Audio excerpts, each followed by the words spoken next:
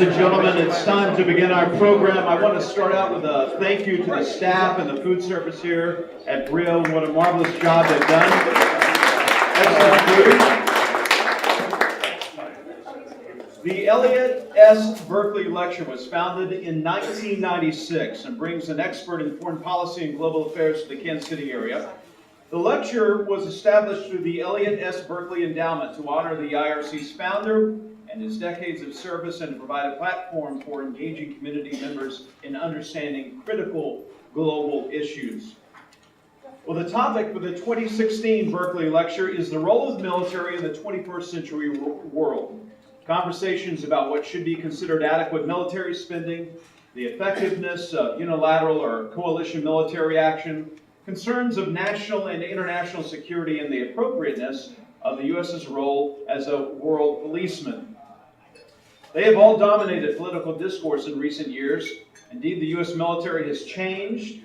Technology has become increasingly sophisticated. Women are now able to take on combat roles, and the United States has not drafted civilians since 1973. So what role should the military have, given global circumstances in 2016? And what does this look like from an international perspective? That is why we are here tonight. And I want to introduce our speaker, and as he is speaking tonight, be formulating some questions in your mind, considering what is going on in our current state of affairs in America and the world. Pertinent questions for the Colonel here tonight. Colonel Nicolas Aubion is a French liaison officer for the Combined Arms Center at Fort Leavenworth, Kansas. Pardon me for my French in advance, all right? I grew up in Houston, Texas. We spoke Spanish. We didn't speak no French, you know what I'm saying? All right. Born in Charleville, Mézières, Ardennes, France, he joined Saint-Cyr Military Academy as a cadet in 1984 and graduated in 1987. He joined the artillery branch after his basic training. After having commanded a platoon, he was promoted as captain and commanded a battery from 93 to 95. He joined the artillery school as an instructor in 95, where he was platoon leader for young cadets from Saint-Cyr, following their junior courses of artillery school. During this period, he was selected to follow the Joint Staff College and sent to the French Geographic Institute, where he graduated with a master's degree in geography as a senior engineer at the French Geographic Institute. He was promoted as major in 99, was posted as the general staff, and in 02, he was promoted as lieutenant colonel and appointed an S3 at the 28th Artillery Regiment, providing geographic support to all French deployments abroad. In 04, he joined the Joint Force Command, Brunson, his first NATO assignment as targeteer. He was promoted as colonel in 07 and selected to be CO of the 28th Artillery Regiment. After a CO tour in 09, he was selected as Chief of Staff of the Army Intelligence Brigade, regrouping all French Army sensors. In 2011, he joined the Joint Force Command Naples as Branch Head Knowledge Development. He has been deployed in Chad, Kosovo, and was a J2 Ops in the CJTF Operation Unified Protector in Libya.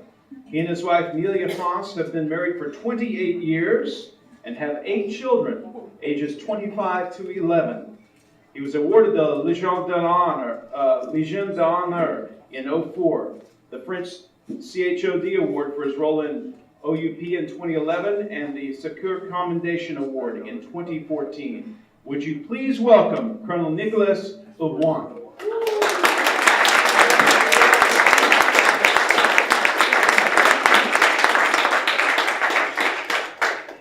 Thank you very much for your words, for the introduction. I think, is it working? Okay, it's working now.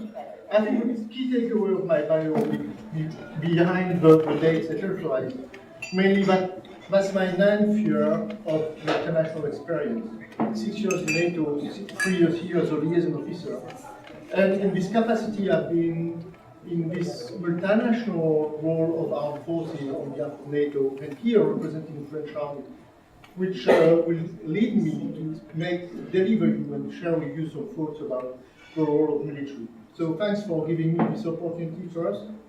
Thanks for coming. And if I tell this to my friends, they won't believe me, so I'll start with a selfie, if you don't mind.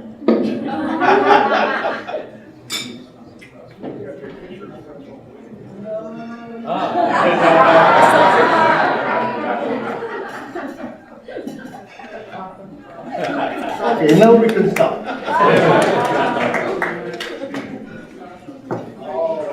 So I didn't tackle when I received the invitation letter, the calling letter. I didn't take into account all what you said about the role of military, but I tried to figure out what could be relevant for you to know. I don't want to go through all the points you quoted, the budget, etc. I took a different angle to that because I do believe that what's important for armed forces is to know what do we have to do. And this is a framework where afterwards we start thinking what is the mission we have assigned, and then we start thinking how do we do that. So in the first part of my briefing, I will talk to you about our perception of what do we have to do in this environment, and then I talk about how do we do that. Next one, please. Thank you. I think what we have to do as a picture of the world as it is today is rather not pessimistic, but as bright as we could have thought at the end of the 20th century. I think we had sadly a dream of a world without war, and the end of the Cold War was full of promises in this light. Sadly, what we have noticed since 1990 around is the return of states think that war is legitimate. There is no taboo anymore when we talk about war. And that's something very new because all the underpinning idea of United Nations and before Société des Nations was to make war something impossible. But this taboo doesn't exist anymore. So that's something significant for us in terms of what is our role in the future. Secondly, I think with the end of the Cold War as well, the nuclear threat seems to have faded away. And what we see coming back in this world is the resuming of existential threats.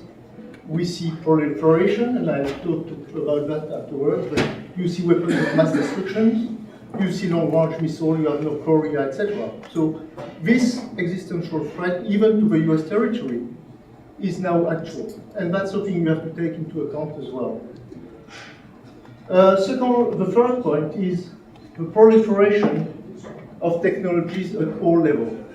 So I will make the difference between strategic level and tactical level, which will have consequences for the rest, but we talked about weapons of mass destruction. That's proliferation. And sadly, what happened in 2013, for instance, in Syria, is proliferant. I'd like to elaborate a little bit more about this example, which is for me significant of the world we are living in. In 2013, Bashar al-Assad was accused to have used his chemical weapons against his own population. Then, three nations from the Western world, US, Great Britain and France, decided to strike against it. And what Bashar al-Assad did, he did have a stock of weapons of mass destruction. But I think he didn't intend to use against Turkey or Lebanon or Israel. But he really used it the most strategic way he could. He offered the world to dismantle his arsenal against time. And what happened is that 3 years after, we are in 2016, Bashar al-Assad is still in power, and the three heads of states who wanted to strike him are not in power anymore. And this is in my opinion, this is a very sad example of a proliferant international relation, because the message that has been sent, and I think North Korea is an example of how it's been understood, is that if you do have weapons of mass destruction, nobody can hit you. You cannot be overthrown. So that's strategic level proliferation. And our world is very proliferant. But it's also true at tactical level. In the 90s, when I was cadet some years ago, our industries would present us with night goggles. It was fantastic. We owned the night. We were the only one. Only military-grade technologies could offer us to fight at night, like during daylight. Nowadays, for $30 on Amazon, you get night goggles. 5 years ago, if you wanted to have access to drones, you had to be in the military. Nowadays, on Amazon, for $150, you can buy a drone. So the proliferation is not only strategic with weapons of mass destruction, which is something we have to take into account for the role of armed forces, but we know that our opponents, at tactical level, can access the same technologies than the one we do have nowadays. And that's for us a challenge, and that's for us another type of proliferation we have to take into account. And then, the fourth point I would like to make is that what we have nowadays is much more weighting on the way we are operating is the homeland pressure. The threat on our homelands is actual, and this will be part of a later development, but for us French military, it's particularly true, and this has a huge impact on our role, the way we are training, the way we are considering our missions. And so those are the four characteristics of the 21st centuries as I conceive them. Next one, please. I'd like to go, for that. I'd like to go for some remarks about the military environment and what we face. First, the ambiguity of the threat. In military language, we call that the hybridity of the threat.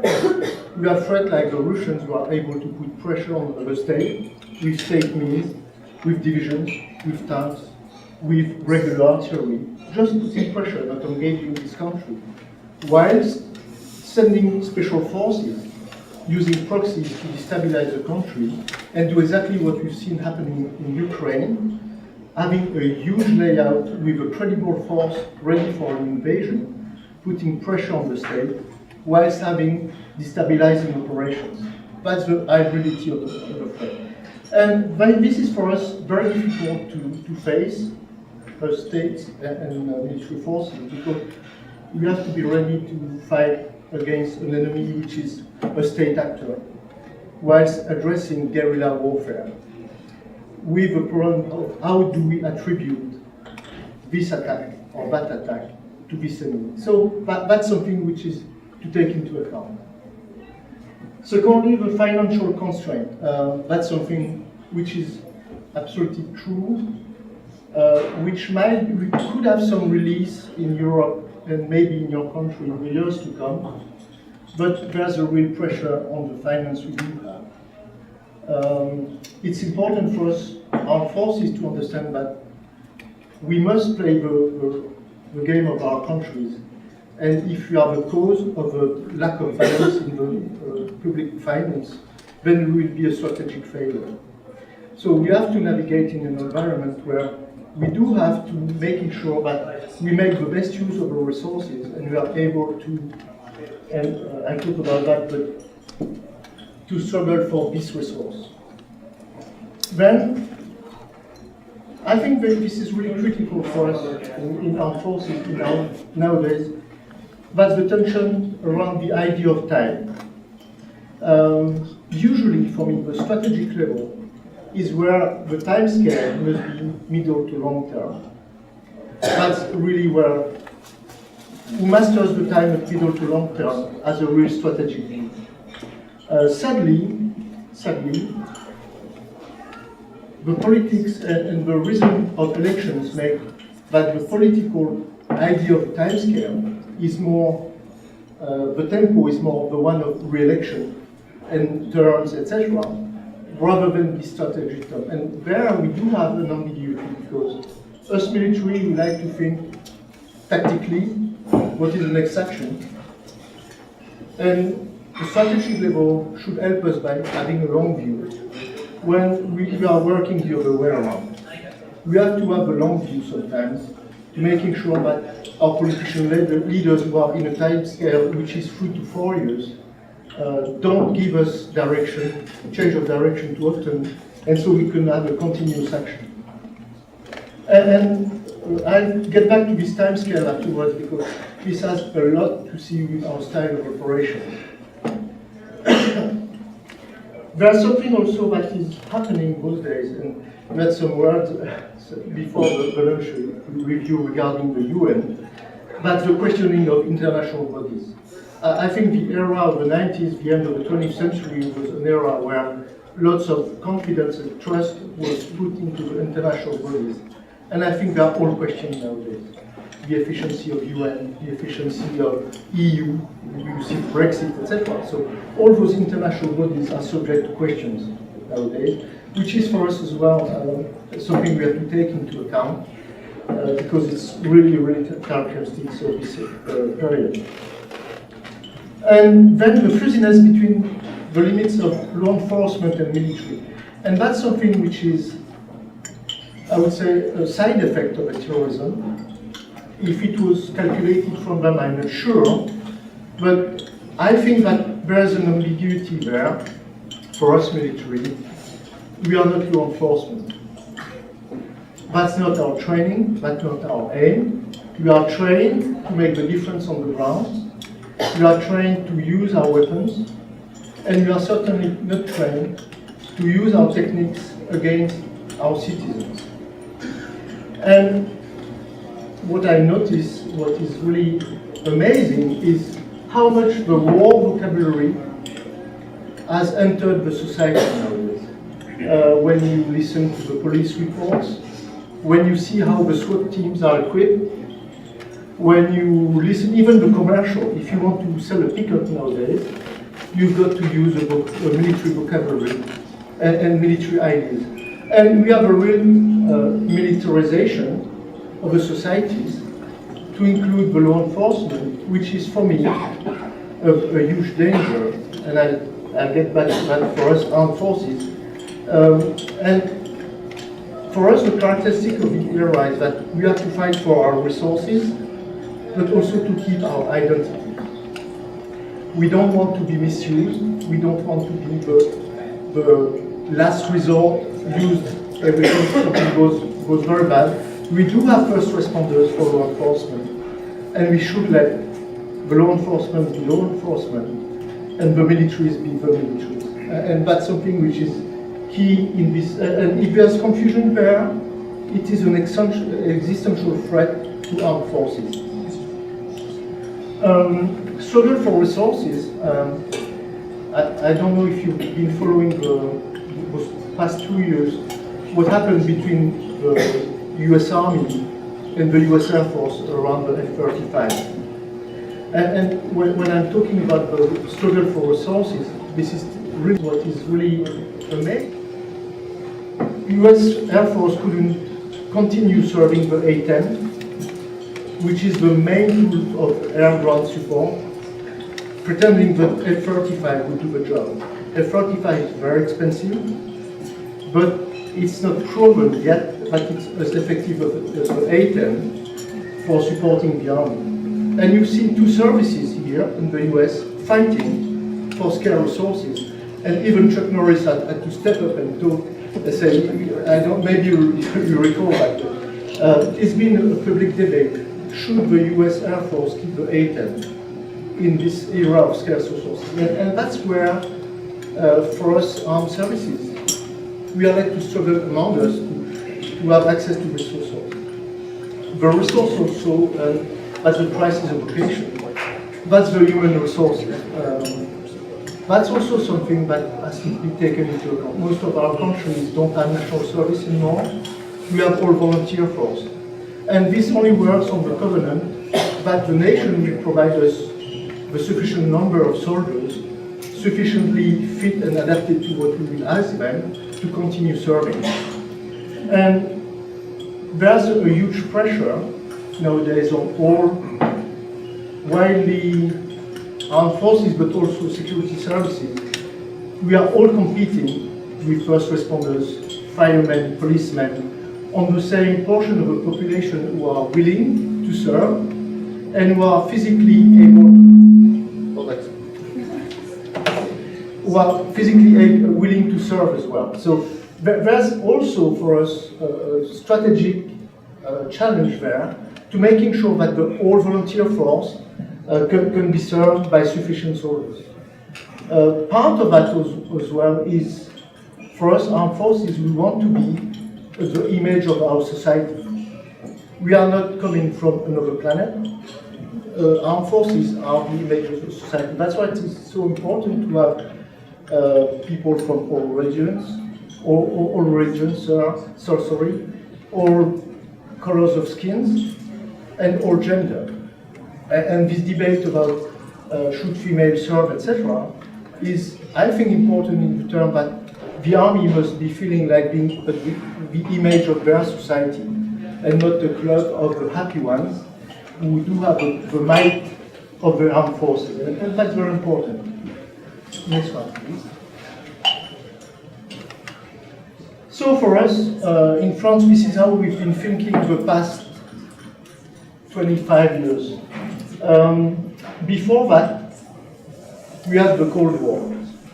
And the Cold War had developed really the military thinking and the strategic thinking of a big confrontation, two blocks. And I think the culmination for it, the pinnacle of that, was in '91, the Gulf War #1, when the coalition made of the US and the Allies, Western Allies, went to defeat the Iraq army at that time. And this has been, for the world, for the potential opponents of the Western world, a big demonstration of power, where the Fourth Army of the world has been defeated in 3 weeks, destroyed, disbanded, etc. And I recall General Brown, who is a former CAC commander, and he said in '91, I think our opponents have understood that either they went stupid or they went asymmetric. And ever since, what we've seen is that we've never had a big confrontation anymore.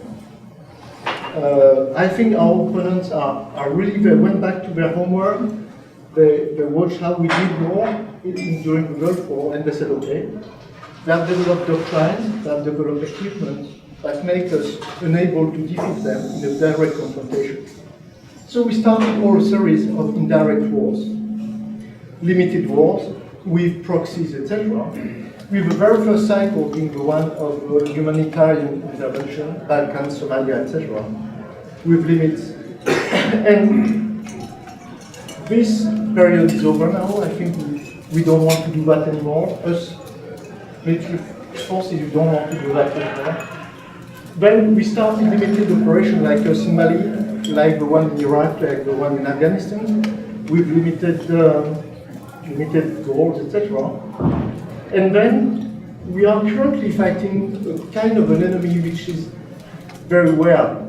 That's not a state, ISIL, but they have access to state-like equipment. They have a chunk of geography, and they have some economy, etc. But that's for us an ambiguous threat. But what we know is that ISIL will be defeated. It will take 10 years, it will take 15 years, but ISIL is not sustainable. So for us, this war is the war of today, but not the war of tomorrow. But we must be able to continue addressing that while thinking of the next one. We have absolutely no clue of what's going to be the next one. Is it Iran? Is it something like North Korea? Is it something like China? Those questions are all open. Can I have the next one? So I tried to describe the evolution and what we do have to, what we have to do. So the red one, Cold War, which ended with the Gulf War I, that was easy for us. So you have on the vertical scale, from unlikely to highly probable, and the horizontal scale, you do have support to law enforcement, to full spectrum engagement, state actors. And so we had the red box there, that's the Cold War ending with Gulf War I. It was quite easy for us. We had an enemy identified, equipped, near peer that we had to defeat. And you had to be postured to be able to do that overnight. We then switched to Balkan War, Somalia, etc., with peacekeeping, law enforcement, which was for us a kind of a weird kind of mission. We didn't really know what it was. You know, peacekeeping, you have no heroes, you don't know who to shoot, when to shoot, etc. That's something that was not easy. But we saw to the green boxes, expeditionary warfare whilst being able to sustain some homeland operation. The tools for us, what we see, not knowing what is awaiting us, but when we see the wide variety and the wide range of potential opponents, we've got to be able to go from the homeland operations, state of emergency like we have in France, 11,000 soldiers deployed every day, to expeditionary warfare. While we do have that, we still have soldiers in Bangui, in the Central African Republic, and we have soldiers in Mali. But whilst being able to support NATO in an Article 5. So that's what we have to do tomorrow. We believe the role of the armed forces tomorrow is the grayscale. From to actually happening, homeland operation, actually happening, expeditionary warfare, to very possible a state actor and having to defeat a state actor. So this is what we have to do. So this is my answer to the question, what role for armed forces in the 21st century? That's what we have to do. Now I'd like to swap a little bit on how can we do that. Next one, please. I was J2 Ops during the Libyan operation in 2011. This operation lasted only 4 months, very short one, and it ended with the death of General Colonel Gaddafi. And it was all targeting. We believed at that time, and we tried that. What's happening when we have no boots on the ground, and we pick up one side and we say we support them, and we make the change of balance in their favor using targeting. And what we've seen ever since is that if you don't have boots on the ground, you don't control what's happening. You just solve the balance of power, but you have absolutely no grip on what's happening. So that's for us, that's very tempting because it's cheap in terms of human lives. It's cheap in terms of duration of commitment. It's also, I would say, it seems to be more acceptable. But at the end of the day, you arrive to a situation that 5 years after, nothing is sorted out. We have to intervene in Libya. That's our assessment. If we continue to commit in Mali with not intervening in Libya, we are there for 15 years. So we tried that, and that's something that doesn't work. 4 months out. The quick saving temptation is that when you have a budgetary problem, it's easy to cut one program, another program, etc. And then you will make a saving on the next year and the year after. But if you have to resume a capability for an army that you have lost, it takes 40 years, and it takes a vast amount of money. And just for giving you an idea, the life cycle of a main equipment is at least 40 years. 10 years of research and development, and 30 years. And usually after 20 years you make a midlife update, and you push it 20 more years. So the equipment we have a life cycle of 40 to 50 years. And if we do for savings reasons, quick savings reasons, if we just abort a program or forget to make a midlife update, it takes lots of money, of course, to catch up, but also you take 10 years of delay in the new equipment. And I'm afraid that it's almost the situation you're in the US. You just started to review and make the midnight update of the generation of the 80s equipment, the Abrams, the Bradley, the Apache, etc. When the Russians are already having the T-90. And the outcome of 13 years of continuous commitment in a small war, what we call small war, Afghanistan and Iraq, not small because of the number of casualties, that was amazing, but in terms of equipment and full spectrum and use of, I would say, traditional military warfare, then our main opponent, the Western's main opponent, took a generation of advance in terms of equipment. We still do rely on Patriot for air defense equipment when they swap to the S-300, which the F-35 have difficulties to defeat nowadays. So that's, when you go for quick savings, that's the strategic price you're paying. And then readiness versus shaping the future, that's exactly what I talked about, and I just talked about. If you're committed heavily and you forget to provision enough for research and development, etc., then you arrive to be late. And that's a huge balance, and especially when you have financial constraints. The financial constraints may lift a little bit, at least in Europe. The NATO countries are committed to spend 2% of their GDP in military spendings, and it seems that from now to 2017, the Russians will drop their investment.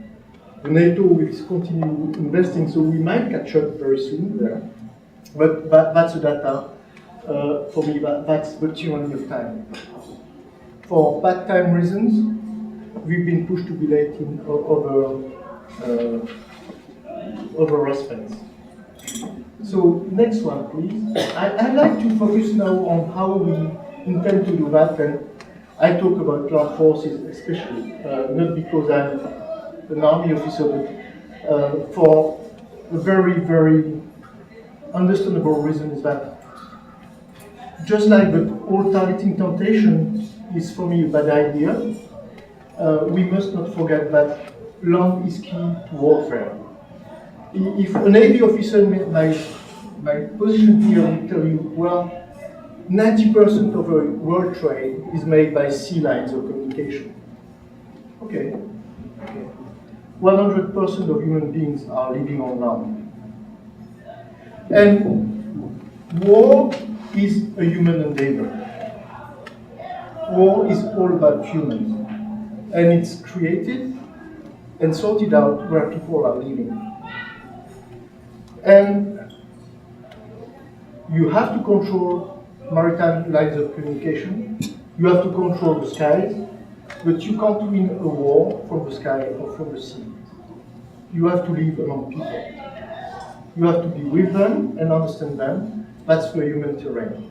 And the time there is also critical. I think the most successful example I have from an intervention that has created a state and reestablished a state is in Kosovo. Kosovo started in 99. We are now in 16, and we still have NATO troops there. So when we talk about human endeavor, it's a matter of generation. And the tyranny of time is true on our programs, etc., but it's also true on our capacity of success on the ground. So that's, and only a strong army can do that. You can have thousands of planes, thousands of ships. If you don't have sufficient soldiers to be present in the long term, then you lose your operation. Second remark I'd like to make regarding land forces is that you may have noticed the very first thing we do when we want to shape operations and to shape, to support a country, rebuild a country, is to send training teams to help rebuild the army. It's because the army is one of the key actors of a statehood. It also means that if you start destroying an army, if you start dismantling, puzzling an army, then you could also destructure a nation. And I think it's very important to keep in mind that what makes a statehood, the army is one of the key aspects of a statehood. There's an aspect as well that we must take into account. We usually think our armies against ourselves. But armed forces are there for a purpose, and the purpose is to be deterrent first. Remember General Brown, be stupid or be asymmetric, because you're deterrent. And you must shape your armies, their capabilities, to remain to be deterrent. Because the day you're not deterrent, you're attacked. So, and if you, even if it's unlikely, you've got to be deterrent. You've got to be powerful, you've got to have artillery, you've got to have tanks, you've got to have numbers, unless you will be seen as weak and attacked. That's the sad law of the world as it is. So, land forces is not unilateral. You can say, for doing what I would like to do, I don't need those 1 million soldiers that you have in the US Army. If you take National Guard, reserves, and active duty, you have more than 1 million soldiers. And unilaterally, you say it's very expensive. I myself, I'm spending 40% of the world's expenditure for militaries. That's enough. I cut the numbers because that's the easiest. There's a point where you have no choice. You are deterrent or you fail. So it's not unilateral. And then there again, the time factor is key. We talked about that. To recreate a capability you've lost takes not only time but resources. Next one, please. So for that, what is very reassuring to me is the convergence of the analysis of the situation and of the needs.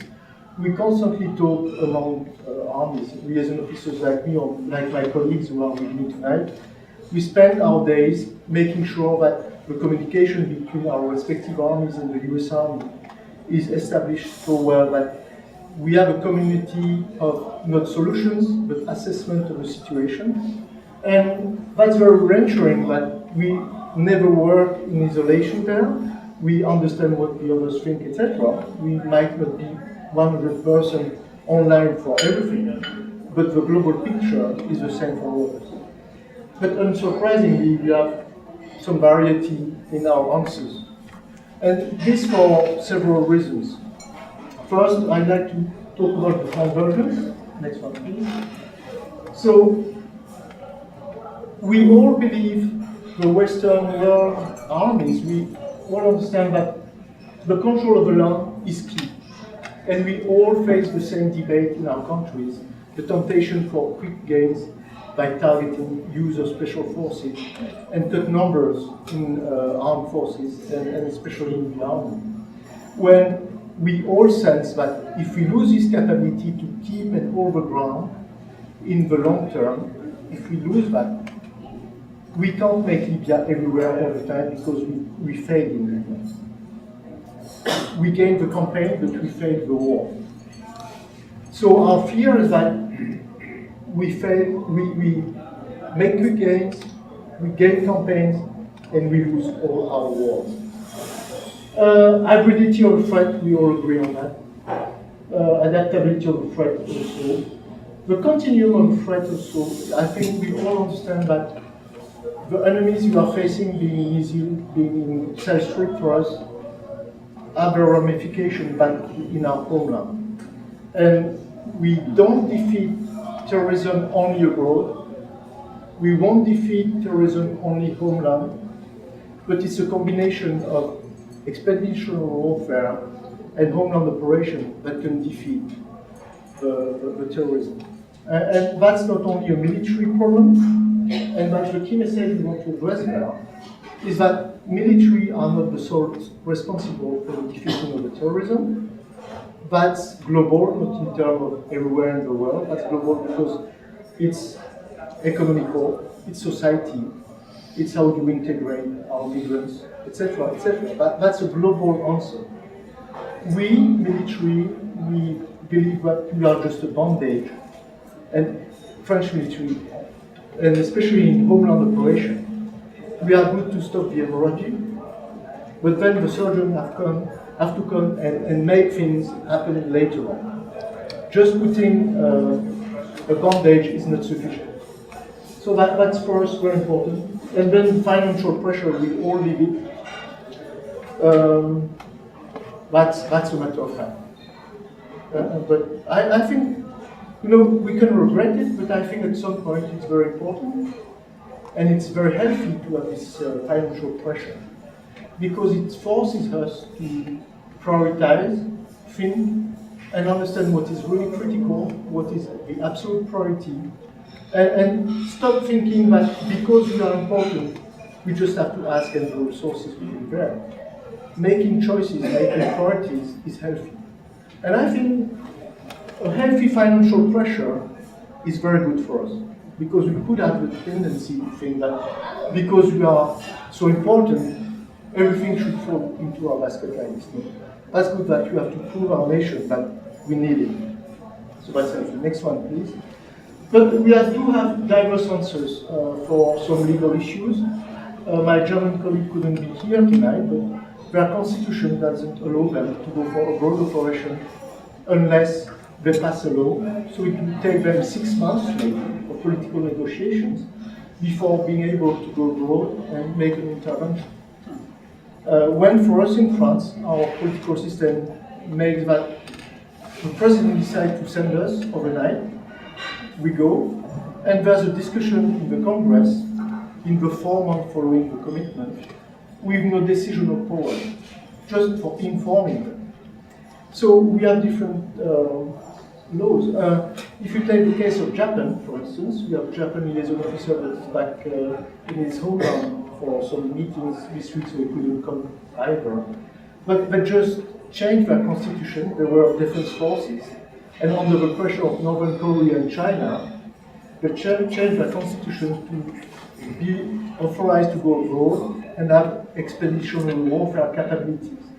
And that's where we have responsibilities, because for answering that and supporting the international community, they changed their laws, so we have to support them in building this capability. So those are the diverse legal issues we do have. We have other type of issues. For instance, in France, we don't have a national guard. We have only one set of forces.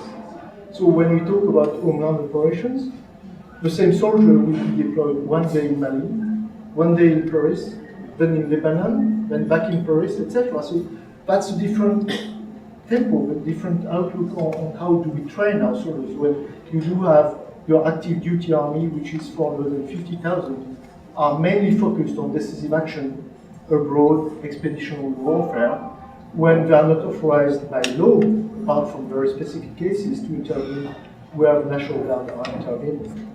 So we have different legal systems, so different answers to provide. Cultural things, we don't have the same culture.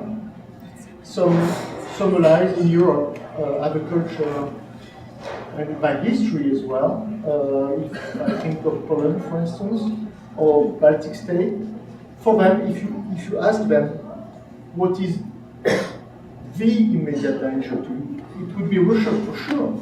When France, the southern state of NATO, would say, okay, Russia is something we have to take into account, but for us, what's happening in Northern Africa is key. And so we have diverse answers, because we sometimes have diverse perception of what is the essential thing. And then political, well, this changed throughout the times, of course. But we do have different political views, the debate between common defense in Europe and NATO, etc. You have different views on things. So those are the reasons for diverse answers. Next one, please. So for us, how do we see our future? Well, just we talked about that. We prevent reacting emergency. That's something we are very good at, mainly because we are not good at planning, actually. So we are very good in reacting. And the first, acting coalition. For us, that's a prerequisite. This acting coalition for us is something that we can't conceive intervening by our own anymore. That's in our strategic landscape, having the support of the partners and being in a coalition is something basic. That's part of the strategic, I would say, prerequisite before any kind of operation. And then we are able to do that and then to come back in France and protect our citizens. So that's quite challenging. Next one, please. Okay. And what we try to catch up, because this gray area I showed you, we don't know where we go. We want to find the next generation of night goggles, if I may say.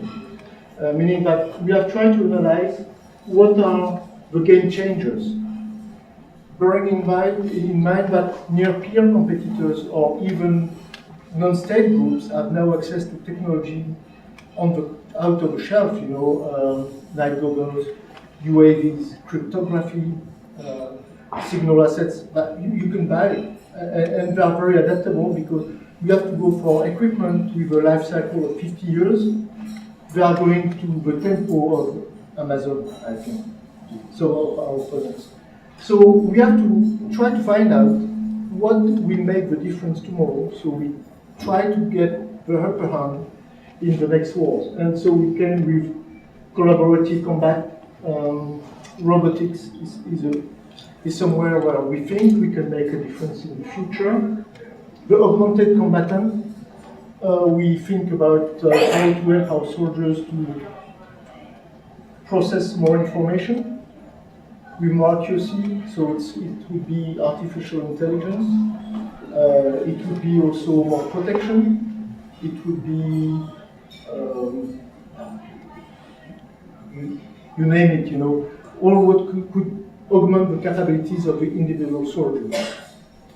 Our capability of aggression, it must be also more lethal, and we must make a difference there. I think if we can gain range and accuracy, then we can make a difference.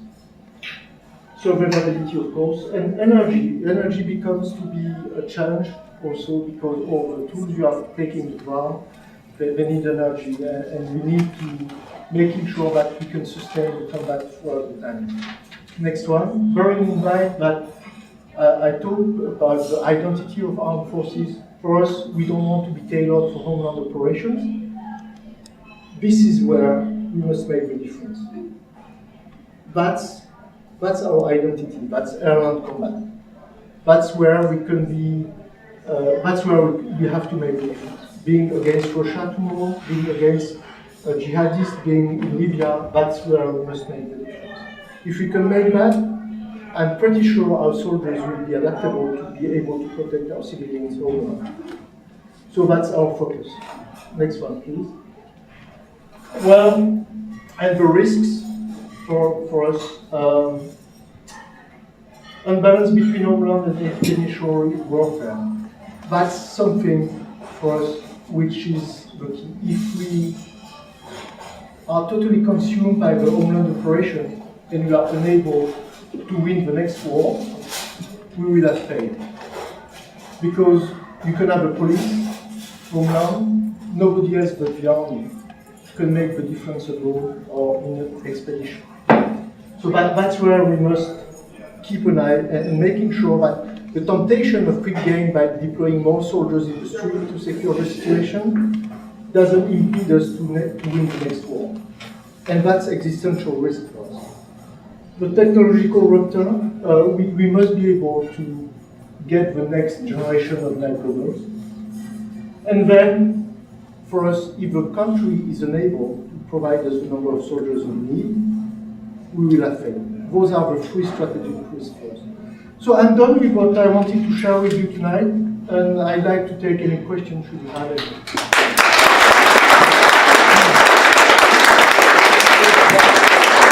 Thank you. Very well done, Colonel. Sorry for the feedback here. We'll try to stand over this direction. If you would, if you have a question tonight, raise your hand. I will call on you. If you will stand and state your question loudly, please, so everyone in the room could hear that. And if not, I'll restate the question. I would like to start off with the first question, please. During the presidential election, presidential candidate Donald Trump pretty much said that NATO is outdated and that we need to take a good look at America needs to take a good look at being involved in NATO, maybe reorganizing NATO. What do you see the future of NATO as, and especially with the emerging threats that we have in the world? Thank you. But that's the future and relevance of NATO is a question of importance there. I had this very discussion on the 30th of, was it 30th? Yeah, of November.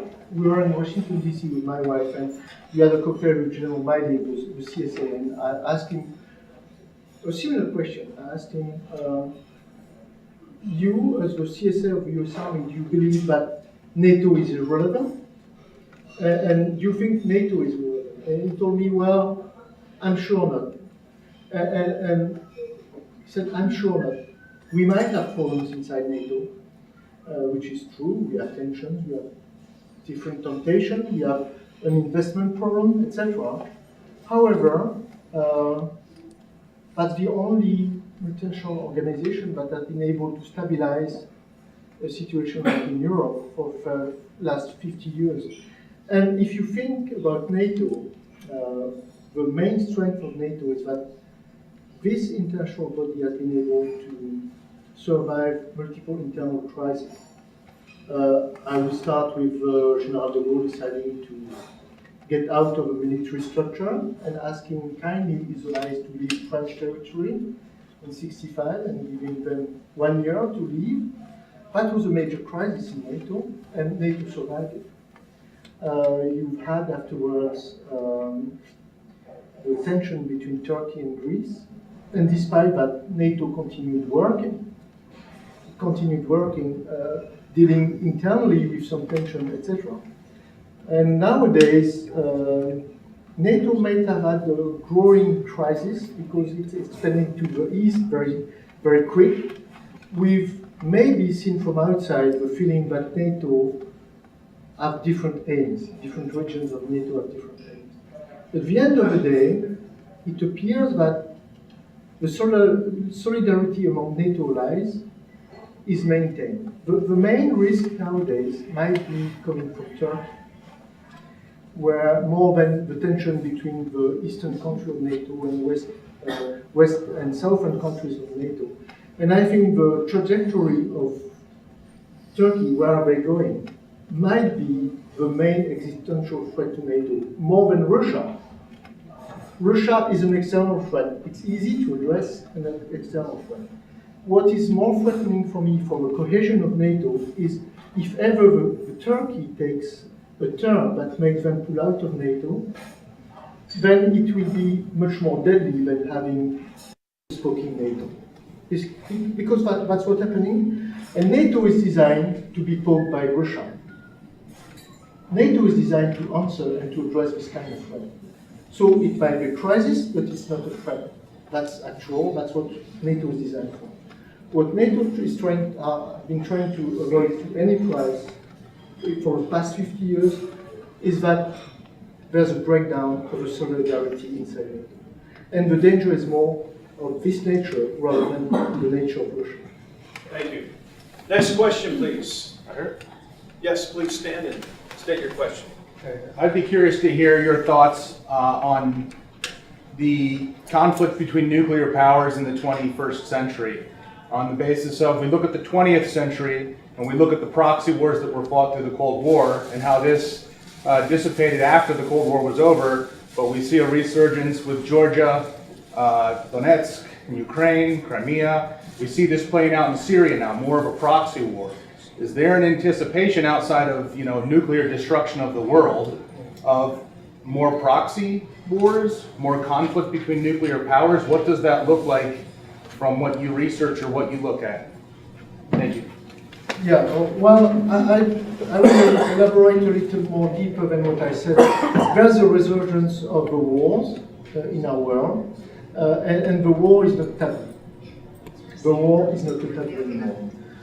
I think nuclear war is still a taboo. And I think really what's happening is that Russians may be feeling that they could go to war. if they have the feeling that NATO is not strong enough to react on an Article 5, if they enter into Estonia or one of the Baltic states, they might try it. And that's all the game of NATO nowadays, to demonstrate that there's sufficient solidarity that makes Article 5 still relevant. But that's all below the nuclear level. I don't believe that we would go for a nuclear war for Estonia. We would go for a conventional war. That's what I think. It's not attributional, so don't quote me like this on saying, well, French military thing, but Nicolas, with my experience in NATO, what I see, think that the point where we reach a nuclear disaster risk is higher than it was before. It happened a couple of times in the past. I think the crisis of Cuba, for instance, has been one of the more tense of the nuclear tension. But it was mainly because there was an existential threat on the US territory. And I think that what really triggered this nuclear tension was to have Washington in the range of Russian missiles. What's the system, the defensive systems we have, etc. All what we see happening is to avoid this kind of situation. And I'm afraid that because the point of nuclear risk is higher than it was before, this leaves room for war. And I wouldn't say that Syria is a proxy war. I don't think it's a proxy war, because Russia and Western world are not confronting there, but we are both trying to address the same kind of threat with two different methods and two different alliances. But it's not the one against the other. That's much more indirect than this. It's, yes, the Russians with Bashar al-Assad addressing one problem, which is common to the problem of the West, with two different types of actions, but it's to gain influence, not to confront one against another. That's not like Vietnam, that's not like Korea, it's very different. Good question. Yes. Could you outline what responsibilities do larger, wealthier countries with more power and more military force have relative to countries that are less powerful and least equipped to deal with conflict? And how do we fulfill those responsibilities without impeding on the independence or the dignity of the civilians who have suffered the most as a result of the conflict? Wow. Wow. Wow. So I will make you an answer. It might not answer your question, but it will be my answer. Okay? I think a nation as powerful as yours has a responsibility over the world. Whether you like it or not, whether you state that you will or not, you have a real responsibility toward the world. And you have a responsibility towards countries, you have a responsibility towards making sure that there's a balance. With regard to populations, the very first cycle of small wars after the Cold War was all about populations. There was this absolute duty of intervening for humanitarian reasons that reached limits. I think the world we are living in nowadays is stepping back from that, intervening into internal affairs is less important nowadays than it was in the 90s. And we are more in a way of thinking international relations like internal affairs are the government problem. We don't intervene, and there's no humanitarian reason for intervening, unless we would have intervened for a long time in Syria. And I think that has changed radically between the 90s and nowadays, is that we lean back from this, because whatever powerful you are, as a country, as an alliance, etc., you will always have a question, why do we intervene there and not here, etc. So I think we change the way of dealing with all this. So the responsibilities are from nation to nation, and not from nation to internal populations.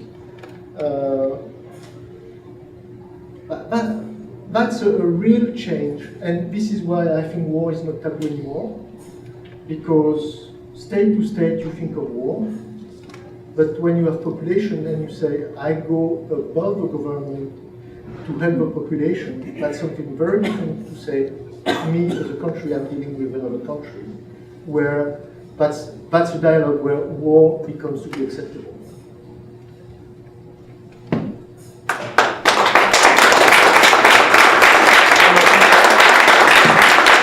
Thank you so much, Colonel. We're out of time. Great job. I want to bring up the IRC Executive Director, Matthew Hughes now. Matthew? Hi, everybody. Thank you so much for being here. What a special event, and what an opportunity to not stand on that side of the podium. You know, as we heard earlier, this is an event that's been going on for a number of years, and it's a really important opportunity for us to come together and talk about issues that are at the heart of the world, and what a more timely topic than the role of the military. So thank you again, Colonel, for your words tonight. We do have a gift for you, Colonel, as a thank you. If you could come up here so I don't make this microphone buzz more than it already is, but some Kansas City jazz for you to enjoy. So thank you.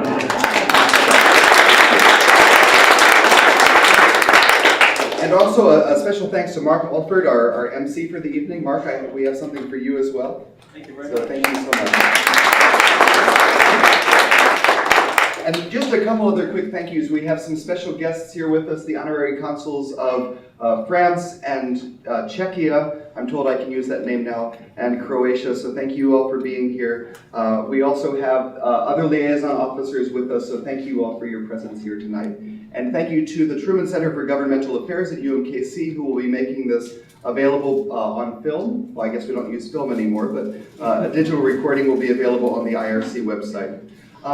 Earlier this evening, you all received information about the Great Decisions Program. It's a program that's facilitated by the International Relations Council in Kansas City. We have several people here who are part of groups that meet to discuss these timely topics. If you are part of a Great Decisions group, could you raise your hand, please? Take a look around the room, talk to any of these fine folks, and they will be happy to share with you more information about the Great Decisions Program and what that is. We'd invite you to consider membership with the International Relations Council. If you haven't done so already, we do have programs like this throughout the course of the year, meeting all around town. So we'd love to have your involvement in that way. And before I make the microphone buzz anymore, I will say drive safely and good night. Thank you for coming.